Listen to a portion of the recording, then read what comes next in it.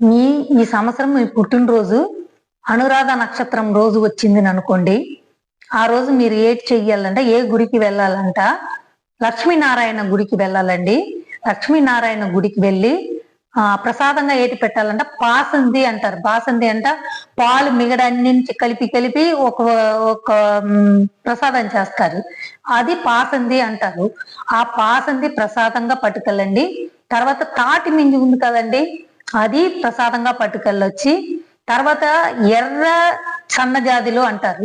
ఎర్ర కలర్ లో ఉంటది సన్నజాజుల్లో, కొంచెము మీదకు రెడ్డిష్ గా వస్తుందండి ఆ ఫ్లవర్ లో.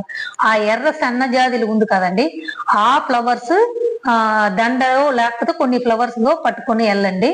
పట్టుకెళ్ళి లక్ష్మీనారాయణ గుడికి వెళ్ళి మొక్కేసి ఆ అర్చన అభిషేకం చేసుకుని ఒక హాఫ్ అన్ అవర్ కూర్చొని వచ్చారంట. ఆ సంవత్సరం మొత్తము మీరు ఏటి కోరుకున్నారో